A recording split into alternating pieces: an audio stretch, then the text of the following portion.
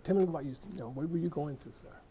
At that time, I was going through a lot of turmoil, a lot of anguish, a whole lot of pain at the recent loss of my 17-year-old son, who had never been involved with any gang activity or anything against the law. He was turning his life around. At first, his grades weren't that well until his uncle took him to see his cousin, who was also in college and doing good. 2009, my son made a decision he wanted to turn his life around. He wanted to go to college. But as I say, I was totally lost, totally at a loss, because, like I said, this is a kid that was considered in many ways a blessed child. Because he was born December 26th of 92, same year and month in which I lost my mother, and the same year and month in which his mother and I had gotten married. And his mother and I, we got married December 3rd of 92. My mother passed December 9th of 92, and he was born December 26th of 92. And so we called him our blessed child. And I knew at that point, because of the chain of events, I knew that somewhere down the line that he was really going to be something special. And it panned out to be true. He was somebody special. He was well loved, not only by his family members, uncles, aunts, and cousins, his grandmother. He was well loved by the community, by many at the high school that he attended, as well as other schools around. Right. And as I was saying, this was not by chance that you and I met. That's how I feel. I believe that we were supposed to run into each other. Yeah. I named this show, you say special, I named this show Puffy Owls. I don't want a show named Carter Scott.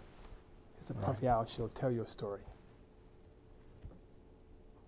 What happened on that day? When did you get the phone call? I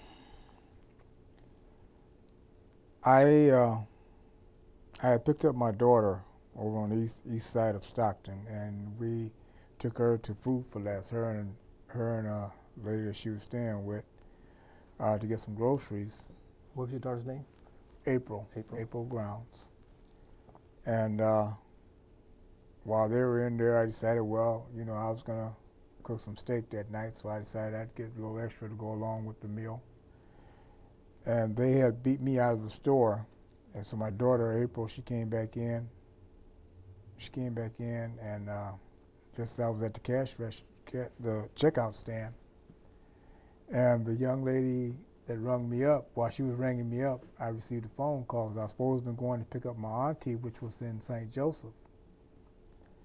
And I received a phone call from her, and she asked me, was I on my way yet? And I told her no, I was at the store, and I'll be heading there as soon as I drop my daughter off. She says, well, don't worry about me. You need to go to the county. I said, go to the county for what? She says, you just really need to hurry up and go to the county. And I kept asking her for what, and then she finally told me, she says, your son, JJ, he's been shot in the head. And I hollered back through the phone. I says, "Quit playing with me. This is that's not no joking matter. Don't be joking with me." She says, "I'm not joking, nephew. Your son has been shot in the head." And I literally buckled at my knees. And I remember the cashier at Food for Less. She bagged my stuff up that I had, because I had already paid her for it. She bagged it up. And my daughter kept asking me, "Daddy, what's wrong? Daddy, what's wrong?" And I turned to her and I said, "It's your baby brother. He's been shot in the head." And at the time, her boyfriend was there. They told me to go on to the hospital. He would take, her and her girlfriend home. And one thing I remember is running across the parking lot to my van with a 10-pound sack of potatoes in one hand and a bag in the other hand, and it was just flopping in the air. And I jumped in my van, and I thank God that his armor of protection was around me, because it was like I had to get to the hospital at any cost. I wasn't worried about any safety or anything. I was doing well over 85, 90 miles an hour, rushing to get to the hospital, and I was on the freeway, and this was rush hour traffic. Okay.